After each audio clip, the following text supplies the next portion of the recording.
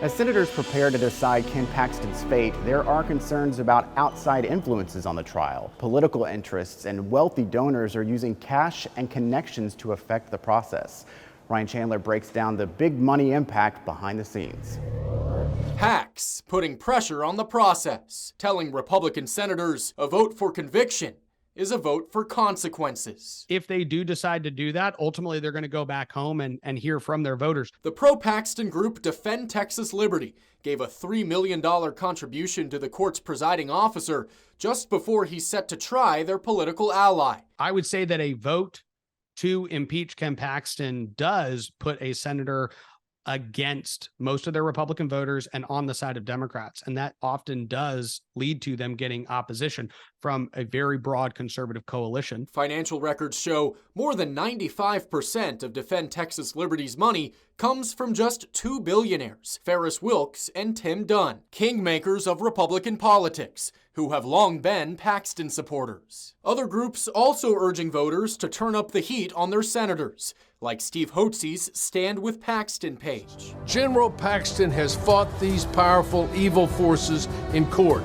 No wonder they want to get rid of him. Both sides acknowledging this is not a typical trial, with concerns for impartiality. Principle needs to be what guides them, not politics. The Senate is going to try to do this as fairly as possible under the unusual circumstances. We're going to have a hard time finding an impartial jury, I would think. The money game has led government watchdogs to call for stricter ethics rules. Everything that's happening right now, although it doesn't look good, it's legal. What we need long term is a legislature that says, enough is enough. We need to keep the money away from these important decisions. Macias says anti-Paxton groups have also been trying to influence the outcome. And in this case, don't hate the player, hate the game.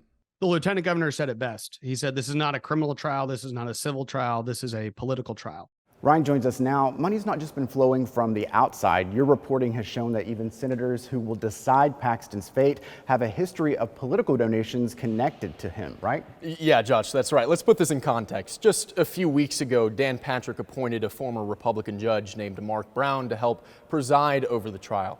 Brown ended up turning down that offer, citing a $250 donation that he made to one of Paxton's primary opponents, Ava Guzman, last year. Meanwhile, we have at least 3 senators who have made similar donations either to or against Paxton during their campaigns. There's Galveston Republican Mays Middleton, who donated not $250, but $300,000 to another Paxton primary opponent, Louis Gohmert, last year.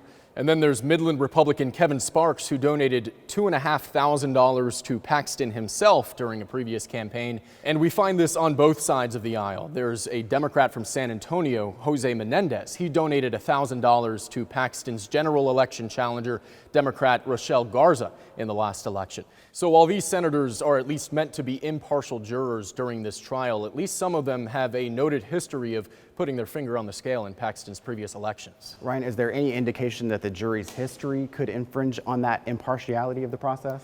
Well, Lieutenant Governor Dan Patrick has maintained from the beginning that the people of Texas can count on the Senate to conduct a just and fair trial. In fact, just this Friday, he said that he will not be accepting any campaign donations during the process. All right, Ryan, thank you very much. Ken Paxton has faced accusations for years, yet he's remained popular with voters. But are the detailed allegations from the impeachment process changing minds? We'll dig into new data about what Texans think of Paxton now.